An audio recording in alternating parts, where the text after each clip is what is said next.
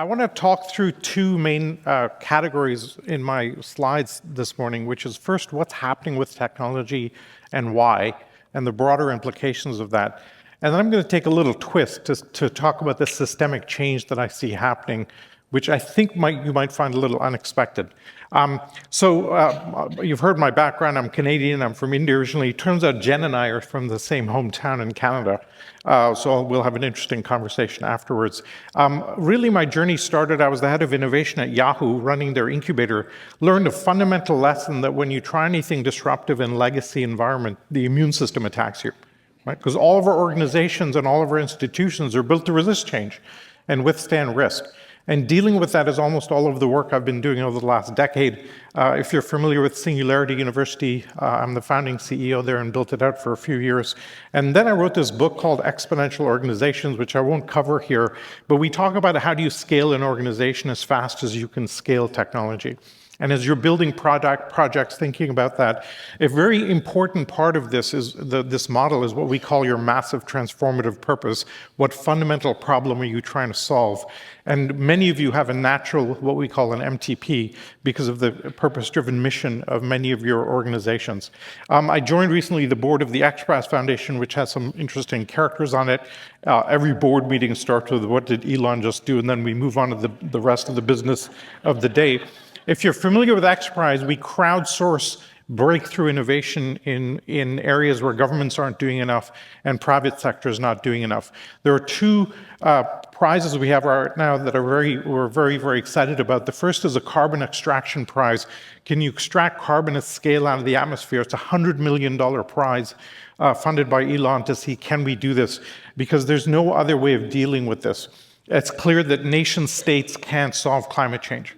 Right? We need a technological solution. What we're really excited about, we're into the semifinals of this prize where we have to have viable solutions that really work now. Can they scale to a global level? And there's several hundred teams that have qualified for those semifinals. So we're really excited about the possibilities there. Another prize we have going is the Age Reversal X Prize. Somebody will win $101 million if they can successfully reverse aging by 20 years in each of musculature, neural retention, and immune system. And that's going to happen in the next few years. That will have some rather broad implications for pension plans, retirement planning, unemployment benefits, et cetera, et cetera. I actually had a conversation at the Vatican about this, and I made the comment that your business model is to sell heaven, and how are you going to sell heaven if people aren't dying? Right? It's an interesting discussion that led to some rather rich commentary coming back from the other side. Let me touch on what's happening with technology that's completely unique today. There's two things that we've never seen before. We're seeing the exponential growth of a very large number of technologies today.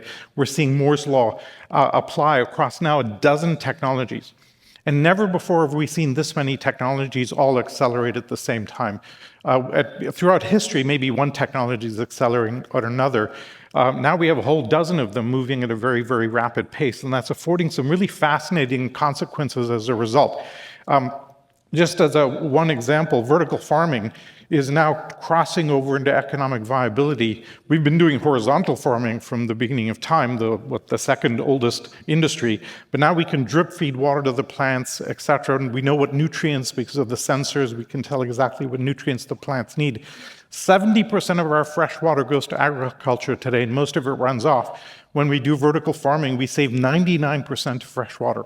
Right? And so there's some huge implications that come from that. The best calculation that we have seen is that if you took 35 skyscrapers in Manhattan and turned them into vertical farms, just that would feed the entire city sustainably. Right? And so think about the implications of that in terms of food security, freshness, decentralized systems, et cetera, really profound possibilities. This is our old way of doing vertical farming. This is obviously very hard, and we should avoid this at all possible. I don't have time to go through all of these, but I wanted to give you a small glimpse of this. The problem that I see as we have all this technological innovation coming, and the way we frame it is that we have 20 Gutenberg moments hitting us at the same time. In the 15th century, the printing press emerged, democratized literature, and we call that now Gutenberg moment because it fundamentally changed society. Well, blockchain fundamentally changes society. AI fundamentally changes society. Solar energy does. And how are we going to absorb 20 such major civilization-shifting paradigms, and that is the real challenge for all of us. The big problem that I see is all of our institutions can't stand up to this pace of change. Healthcare systems, legal systems, intellectual property, all designed for the medieval world. E.O. Wilson, the famous biologist, I think, put it best. He said, the problem we have is our emotions are Paleolithic, our institutions are medieval, and our technology is godlike.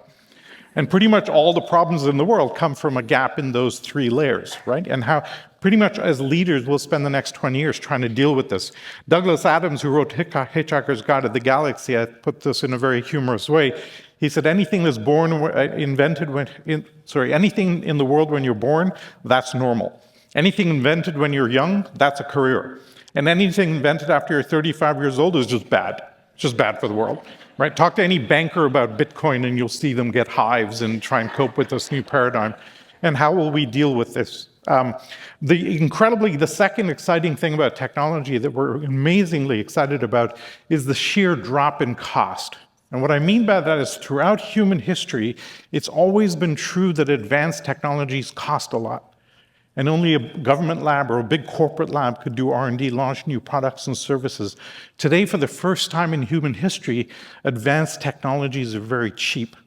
Sensors are cheap, solar energy is cheap, blockchains are open source and free, etc. You can spend $1 million a month on AI or $20 a month on AI and you get the same results. Right, this is an unbelievable phenomenon that we've seen. You can see the drop in price across all of these. When we were launching space shuttles, it was about $600 million per space shuttle launch. SpaceX dropped that by 10 times down to $60 million. And now we have relativity space. They're 3D printing the rocket engines, and they're going to be able to do it for $6 million. Right? Think about that. That's a 100x drop in a domain. And this isn't some Silicon Valley digital media gaming type of thing. This is physical rockets trying to get out of the gravity well of Earth. And even there, we've seen a 100x drop. So we're incredibly excited with what this affords. This means that we're democratizing technology in an unbelievable way. And all the domains and technologies are going through this type of a curve where we disrupt the status quo very radically. Vitalik Buterin, middle-class kid out of Toronto, ignores his professors, gets together with a few friends, and boom, you have a $400 billion ecosystem. And to show you this is not a Silicon Valley phenomenon, this is a car that was created this is the third fastest car in the world. 900 horsepower. It looks rather attractive. This was engineered and designed and built in Sri Lanka, okay, that hotbed of automotive innovation. I'm going to suggest if you can do something like this there with no ecosystem, no education, no experience, no investors, you can pretty much do anything anywhere. So what we're hoping to see is an explosion of very disruptive innovation coming from every corner of the world. Okay? So that's the big, huge things about technology, the drop in cost, plus the fact that we're democratizing it very rapidly. Let me do a quick, weird shift. The systemic way that I've found of framing this is male versus female archetypes. And you see on the left there the characteristics of what we call a male archetype. On the right, female archetypes. And I mean archetype, not gender, right? Very importantly. And we've been ratcheting back and forth throughout history, going from top-down religious structures to feudal systems to democracy. Science was a democratizing force, et cetera, et cetera. Today, we run the world, as we're moving the world to abundance, we're running the world on a set of very male-type archetypal patterns. Judeo-Christian religions, corporations, military-industrial complex, right? But as we move to abundance and we get more and more technology and more democratization, you really want a female archetype running the world. Because when the male archetype runs the world, it relates to abundance as... I haven't quite finished yet. Okay. So the problem we have is the male archetype, when it meets abundance, relates to it as power, tries to hoard it. The female archetype meets abundance and shares it around. And as we have technology moving us to abundance, you really want a female archetype running the world. And we're seeing the emergence of that. Burning Man, the open source movement, the DIY movement, many of the projects you're running are in that way. So as you think about the projects you're running, try and have them be as decentralized as possible. You can now do very disruptive innovation at almost zero cost and iterate only when you see success. And that, I think, gives us unbelievable potential for the future.